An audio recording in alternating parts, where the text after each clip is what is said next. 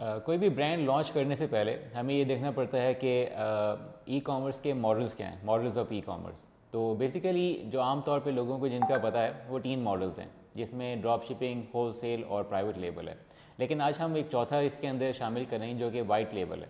तो अगर हम शुरू से थोड़ा सा डिफ़ाइन करें इन मॉडल्स को, तो ड्रॉप शिपिंग ये है कि आप कोई भी प्रोडक्ट हंट करते हैं, उससे सर्च करते हैं और आप अपनी कोई वेबसाइट या कोई भी मार्केट प्लेस बनाते हैं, उसमें उसको डिस्प्ले कर देते हैं और जैसे ही उसका ऑर्डर आता है आप उसके वेंडर को ऑर्डर भिजवाते हैं और वहाँ से डायरेक्टली वो कस्टमर तक पहुँच जाता है। तो ये ड्रॉप शिपिंग मॉडल है जो कि सबसे आप समझ लें कि आसान और जिसके अंदर इन्वेस्टमेंट इतनी रिक्वायर्ड नहीं होती।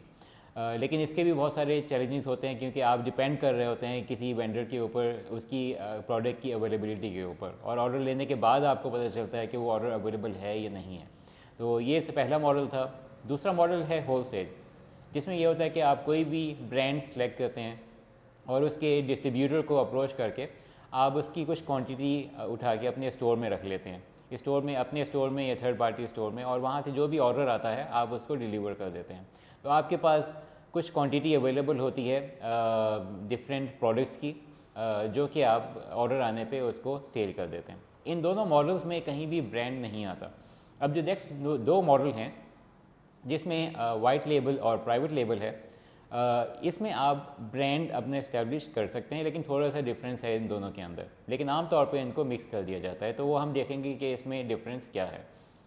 जो वाइट लेबल है उसमें ये होता है कि आप कोई भी प्रोडक्ट सोर्स करते हैं लोकल या फ्रॉम आउटसाइड, आप कह लें कि चाइना से अगर आप कोई प्रोडक्ट सोर्स करते हैं तो वहाँ पे आप उनको जो भी उनका प्रोडक्ट होता है, क्योंकि बहुत सारे प्रोडक्ट्स ऐसे होते हैं जिनका कोई ब्रांड नहीं होता, तो आप इसमें अपना ब्रांड डिफ़ाइन करके अपने वेंडर को या मैन्युफैक्चरर को आप रिक्वेस्ट करते हैं कि इस प्रोडक्ट के ऊपर मेरा ब्रांड होना चाहिए। तो आप उसको अपने ब्रांड की इन्फॉर्मेशन देते हैं और वो ऑर्डर जो है आप कस्टमाइज़ करके उसको डिलीवर करवा लेते हैं एक सर्टन क्वांटिटी, जो कि आम तौर पे तकरीबन 1000 यूनिट्स के करीब होती है। तो उसमें ये होता है कि आपने प्रोडक्ट को किसी भी तरह से कस्टमाइज़ नहीं किया होता है। जो भी वेंडर आपको, मैन्युफैक्चरर आपको प्रोडक्ट ऑफ़र कर रहा होता है, आप सेम प्रोडक्ट को अपना ब्रांड नेम दे के लॉन्च कर देते हैं। तो इसमें ये होता है कि इसमें थोड़ा सा जो डिसएडवांटेज ये होता है कि आप जो भी क्वांटिटी अवेलेबल होती है आपके मैन्युफैक्चरर के पास, आप उस पर डिपेंड करते हैं। जब वो क्वांटिटी एंड होती है तो आप मज़ीद आपको फिर डिफ़िकल्टी होती है उस प्रोडक्ट को प्रोक्योर करने में, क्योंकि आप उसको ओन नहीं करते। और इसी तरह से इसमें एडवांटेज ये है कि आपको ज़्यादा टाइम स्पेंड नहीं करना पड़ता इसको रिसर्च करने में या इसको ये प्रोटोटाइप डिफ़ाइन करने में, उसको टेस्ट करने में, क्योंकि आप एक रेडीमेड प्रोडक्ट उठाते हैं और उसको अपना ब्रांड नेम दे के उसको लॉन्च कर देते हैं। इसके बाद जो आखिरी मॉडल है जो कि प्राइवेट लेबल है, उसमें डिफरेंस ये होता है कि आप सेम मैन्युफैक्चरर को ये रिक्वेस्ट करते हैं कि आपकी एक सर्टेन रिक्वायरमेंट है, उसकी पैकिंग को लेके, उसके इंग्रेडिएंट्स को लेके, उसके जो भी जिस तरह भी आप चाहते हैं उस प्रोडक्ट को कस्टमाइज़ करने के लिए आपकी कस्टमाइजेशन और स्पेसिफिकेशन की एक रिक्वायरमेंट होती है, वो आपको देते हैं। और उसी तरह से वो प्रोडक्ट जो होता है आपकी रिक्वायरमेंट के मुताबिक मैन्युफैक्चरर क्रिएट करता है, और उसमें भी डिफाइंड एक क्वांटिटी होती है मिनिमम जो आपको एक्वायर करनी होती है।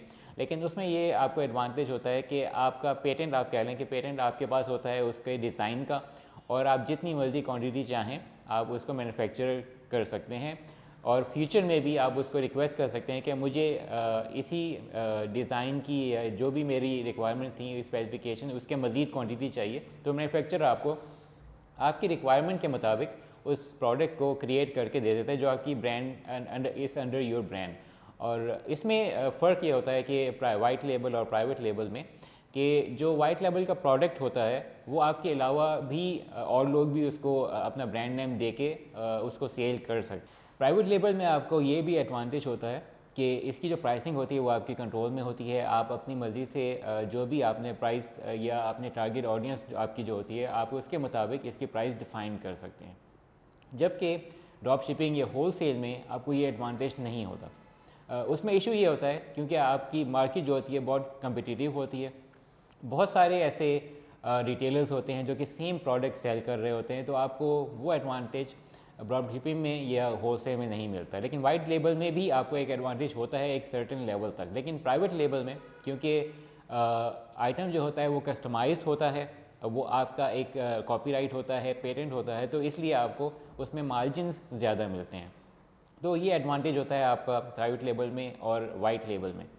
और ब्रांडिंग की जब भी हम बात करते हैं तो हम सिर्फ दो मॉडल को कंसीडर करते हैं, जो कि वाइट लेबल है और प्राइवेट लेबल है। तो आगे हम जब भी ब्रांडिंग की बात करेंगे तो यही इन दो मॉडल्स को फोकस करेंगे, इन दो मॉडल्स को देखेंगे कि किस तरह से आपने अगर ब्रांड बनाना है तो आप इनको किस तरह यूटिलाइज़ कर सकते हैं।